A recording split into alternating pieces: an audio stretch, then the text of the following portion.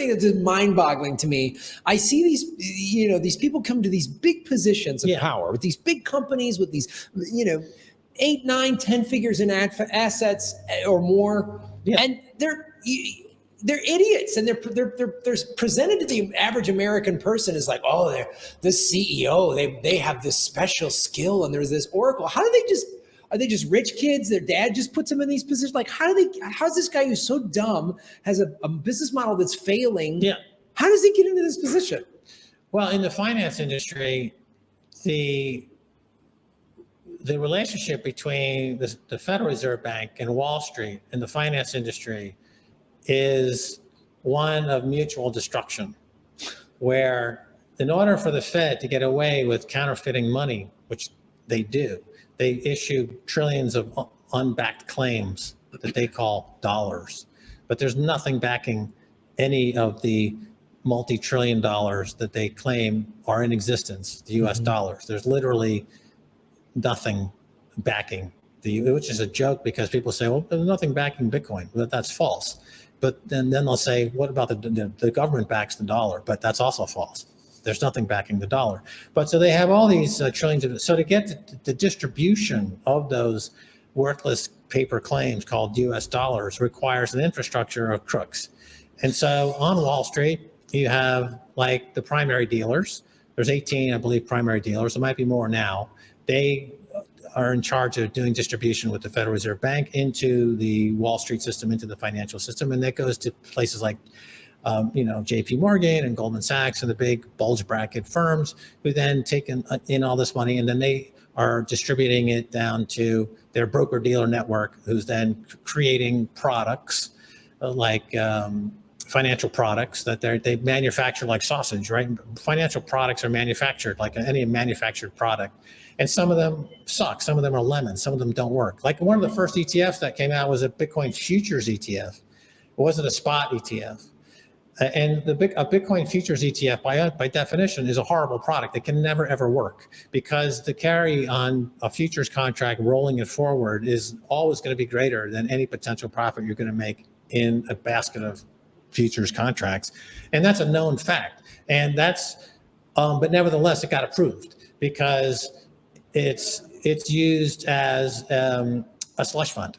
So a lot of these products are used to dump bad trades, to dump losing trades, to dump risk. Risk is packaged and it's dumped into products, and those products are then dumped into pension funds.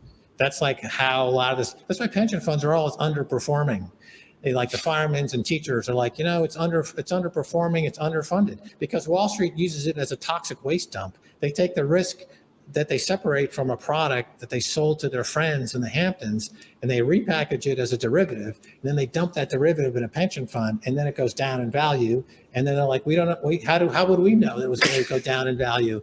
Well, you just put rat poison into their stew, and they're dying. So I think it was a good guess that it was a bad guess. So when you have like people get the jobs at some of these financial firms because they're crooked or they're stupid. And so certainly the pension fund manager industry is rife with stupid people. That's how they get the job. There was a great, in Orange County, California, this goes back more than 20 years now, a guy named Robert Citrone was caught. He was caught being a stooge for Wall Street and just taking obvious garbage into the fund and losing it all. And so that became a bit of a scandal for a short period of time. But that's really not the exception to the rule. That's the rule. Everybody does the exact same thing. And pension fund managers, particularly for the public pension funds, are put in those places because they're corrupt, they're venal, they're morons. That's their job, is to just take whatever Wall Street sells them and don't ask any questions. And then that's what they do. And that's why a lot of people have horrible performance in these pension funds. And it's another way to attack the working class. The teachers and the firemen and the policemen, the public sector who have these large public pension funds, they're constantly being attacked. This is another way to attack them, is to bankrupt them in their pension account by letting Wall Street use it as a dump for risk, a risk dump. Why? Let me give you a little bit more of historical context here. Back in the 70s and the early 80s, you had the creation of what was called the option pricing volatility formula. So the option pricing volatility formula was the beginning of listed options in Chicago. And this is the beginning of the derivatives industry. And what the derivatives industry does is it separates reward from risk the same way that atomic physicists separate matter from energy, right? If you separate matter from energy, you get an atomic bomb. With the options volatility options formula, you separate risk from reward, and the two can be traded separately. You can separate the risk from an asset. This is like a credit default swap, which is essentially the way a corporation can bundle the risk of their bonds and sell it separately on to someone willing to take on that risk from them, and they're left with just the bond. Just a very crude explanation, but it nevertheless gets the point across that you are taking a stock or a bond or a basic component of the capitalist system, and you're slicing and dicing it in ways that separate the risk from reward. So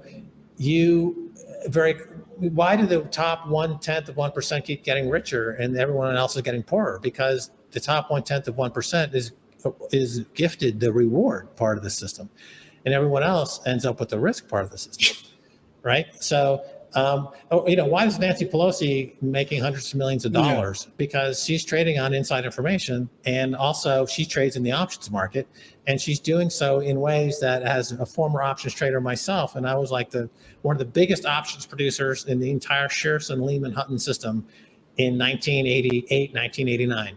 That means I was trading a fuck ton of options because it's a 10,000 broker system, and I was like one of the biggest options producers. I'm very familiar with the listed options market, and Nancy Pelosi is engaged in massive fraud. Hillary Clinton, when she and the Governor Clinton were starting out in Arkansas, they started with a $100,000 war chest to start Bill's career as governor. Where did that $100,000 come from? Well, we know that it came from Hillary Clinton working with a agricultural futures trader in the Midwest, I guess in Chicago. She gave him $1,000. He turned it into $100,000 in a matter of a few months by just doing crooked insider trades for the entire time. And then he spun it back to Hillary, and that's how they got their career started. So that they're very familiar with financial fraud because their entire careers are based on financial fraud.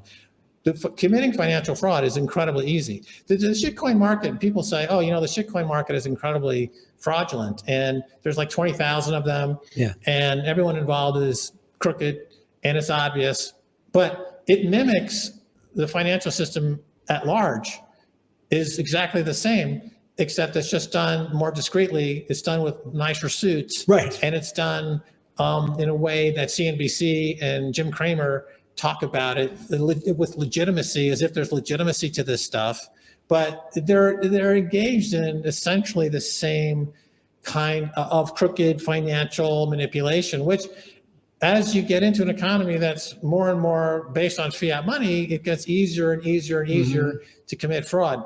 Now, what's happened in the last couple of years is that the cost of committing financial fraud was always getting cheaper because interest rates are always going down for 40 years. But in February of 2022, when Russia invades Ukraine, Russia, why did they do that? Well, one of the reasons they did that is that they felt comfortable that they could essentially put the knife into the dollar for good, and that they're the biggest commodity producer in the world.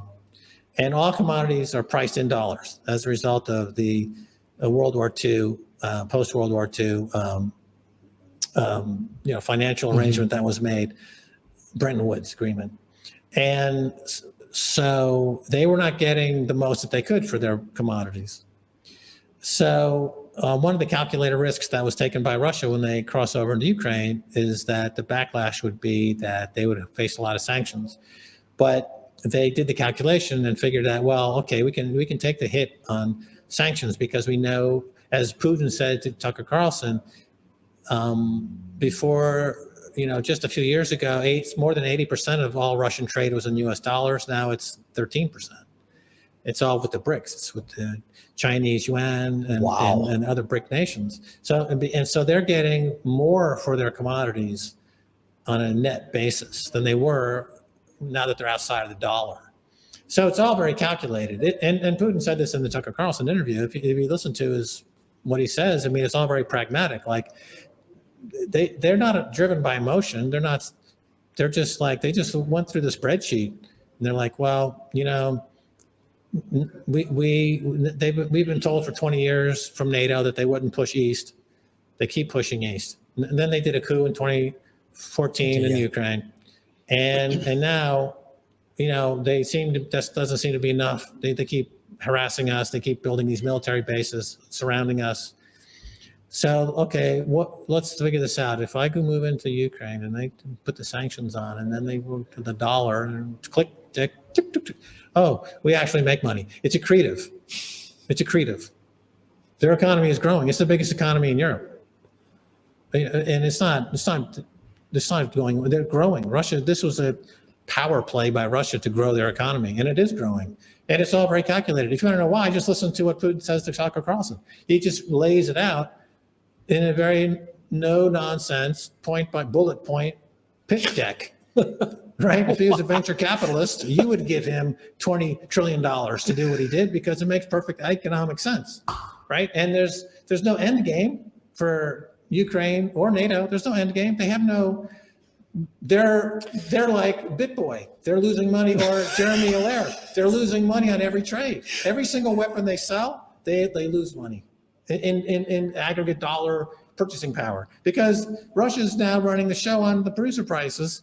So your dollar is losing purchasing power. Yeah. You know, your dollar, and inflation is real. You know, McDonald's Happy Meal is like $20. You know, cocoa prices are at 50-year highs. The whole goal of America and the war machine is to just more war. It's not about winning wars or stopping some sort of injustice. It's just like, just keep spending endless money on war. And again, it sounds like just as corrupt as the financial system with no real end game in sight. There's no, like, look at Afghanistan. We spent $3.5 trillion over 20 years, 4 presidents from both political parties. And what did we accomplish? We replaced the Taliban with the Taliban. Okay, so in Hollywood, you make a movie that cost $50 million, $100 million, $200 million.